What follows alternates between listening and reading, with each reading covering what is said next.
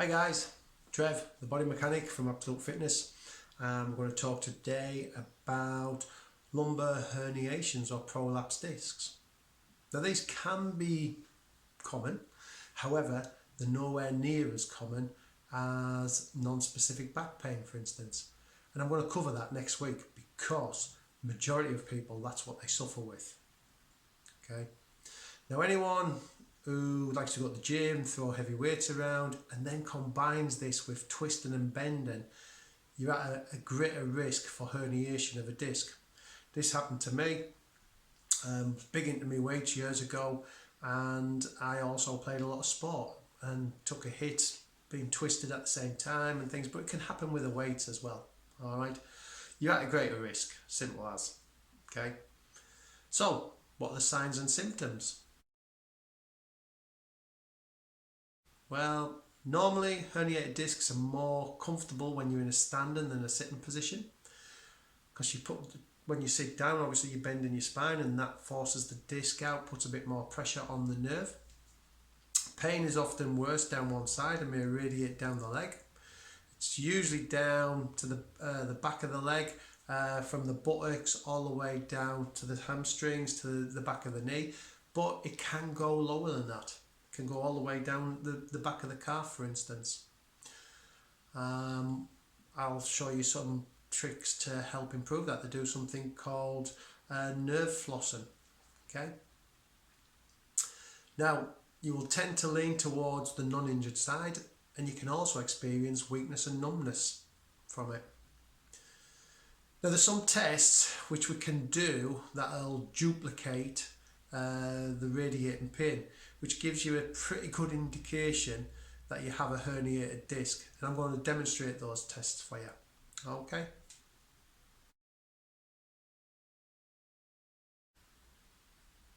Okay guys, this is the position we get somebody in to do a slump test. So want them sat where the feet aren't on the floor, and you can get away with it if the feet touch the floor, still do the same thing, but this is ideal.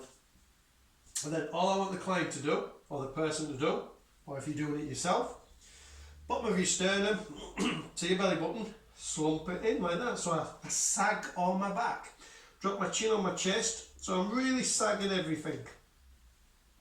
And from that position, if the pain comes down into my left side, then I'm going to try and straighten this left leg. So I might just put a little bit of pressure on my head, and what that does is it lengthens all the nerve out. So as I straighten my leg, if that elicits pain into my boat down my leg, that's an indicator that there's a prolapse. I might still get it straight, but the likelihood is it'll not get there. Okay, what I should then do is test it on the good side, because I'll only have pain on one side or the other. So you should be able to straighten that. If that elicits pain, the likelihood is it's tight, you've got some tight hamstrings going on there.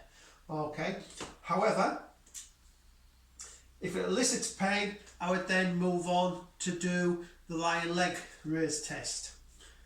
But it is a good indicator. Okay.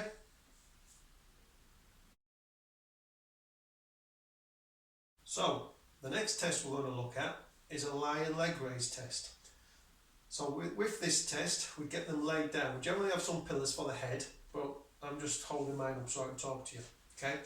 And then on the side where they're feeling the pain radiating down the leg, we get them to raise the leg. And it gets to a point where the pain comes on, what we should do is ease back very slowly, so somebody would have to be lifting this leg, not them lifting it. So that the leg would come up to the point where there's pain, we ease it back slowly till there's no pain, and once we get to that point where there's no pain, whoever's raised their leg up, they pull the toes in, push the toes in towards the shins. If that then brings back on the pain, that's a very strong indicator that they've got a prolapse disc. If that doesn't bring on the pain, the likelihood is they're actually suffering with probably piriformis syndrome or non-specific back pain. Okay, and we'll be talking about them in the future.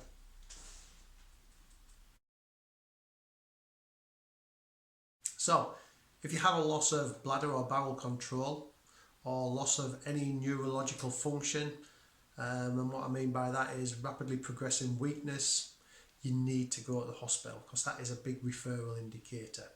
All right. So treatment then, what can we do?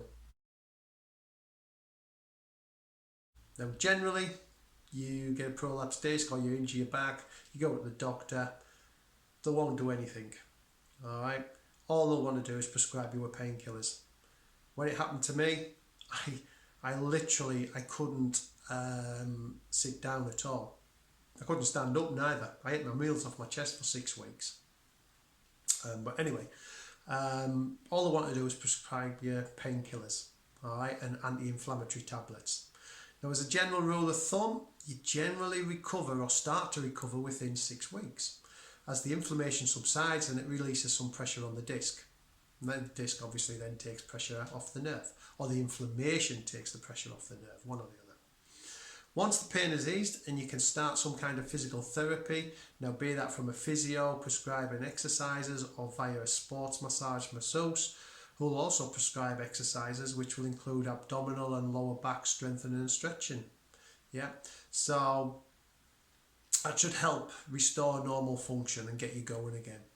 Now, if the symptoms don't improve, you may need a steroid or nerve blocker injection, and you'll have to have continued physical therapy while that's going on. If this doesn't help, then the only solution really is surgery. And again, I'm living proof. I've had surgery. I had a nerve decompression, and I had the herniated disc shaven.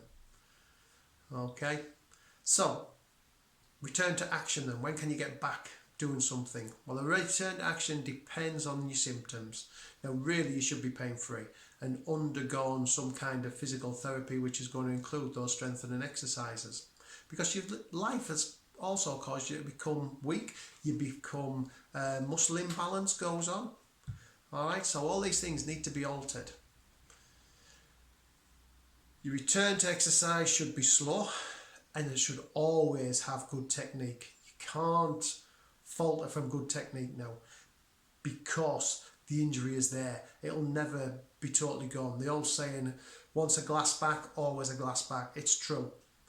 And you need to ensure flexibility becomes a serious part of your cool down regime. Now, as well as doing these exercises, once you've had a prolapsed disc, it's a bit like being pregnant. You should always do your exercises there on after if you want to maintain. However, my 50 plus workout is designed to strengthen the core. That is what it's all about. It'll work fantastic for people with recovering from prolapsed disc. Now, when I say recovering, I'm talking about you've recovered, all right, and you're back into exercise. These exercises are going to help maintain your good, strong core so you can continue to train. Okay, guys? Hope you've enjoyed that. Hope you enjoyed the little videos that identify how you can do or test for your prolapsed disc, and one of the exercises that you can do for flossing. There may be some videos that I've got out there that will show you exercises to help you rehab from your prolapsed disc. Okay, look out for the next video, which is going to be all about non-specific back pain.